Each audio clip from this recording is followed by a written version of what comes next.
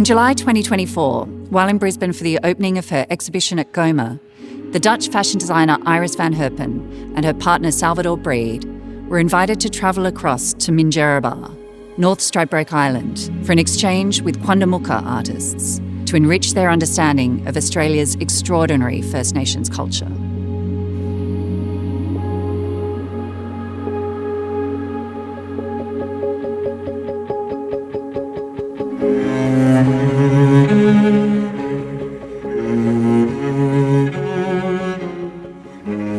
Quandamooka Bulja, Biginali Quandamooka Beijim Wanjari, Narabi Bing Wangang, Guri Quandamooka Beijim Wanjari. Today you walk on Quandamooka Mother Earth. We acknowledge our Quandamooka ancestors and our creator spirit.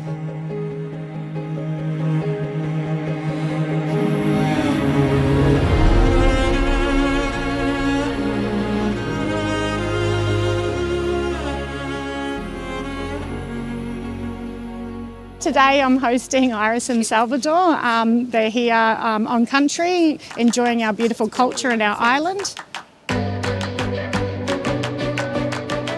On country here, I don't know if you realise there's over 300 different nations, very, very diverse. Our country, Quandamooka country, goes right down the east coast, all of the Redland City, and then all of the islands and the waters that surround here.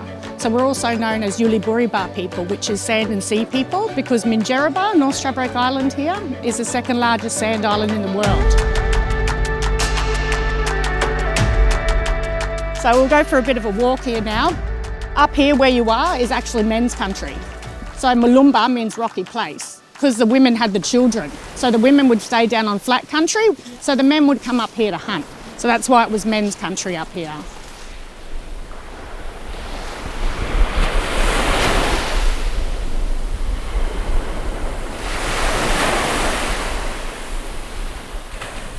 And this is the Yallumbilla Whale Walk, and it's whale season at the moment, which runs from June to August. On the walk, you'll see beautiful whales and beautiful other sea creatures, and a few of the stories in relation to like Whaling Rock, some of the creation stories, and a bit about the plants and the fauna of the island as well.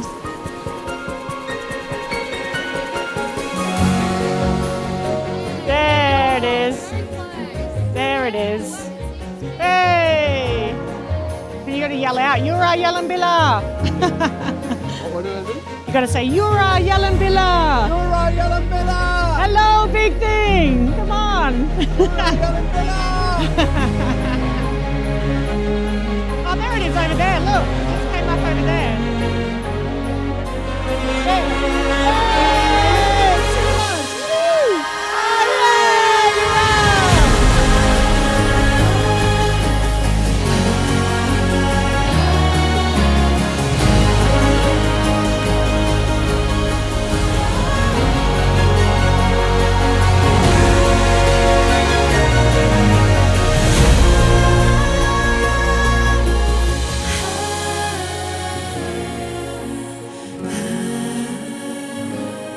Our people never did anything unless the bush would tell us to.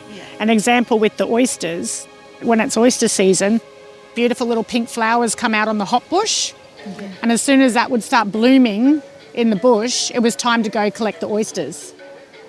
And the reason why we were so awesome at looking after country is because of identifying what to take, when to take it. Right there. And it's got a baby. Can you see the baby on the side of it? So we call our Koalas Bumbee in Jandai. Bumbee.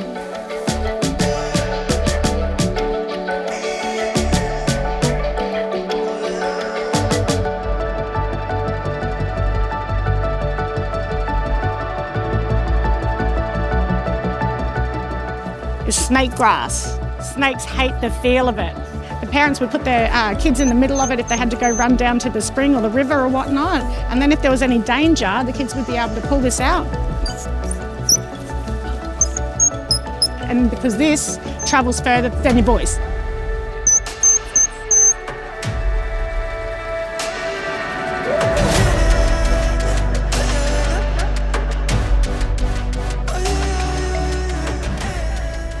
Welcome. Thank you.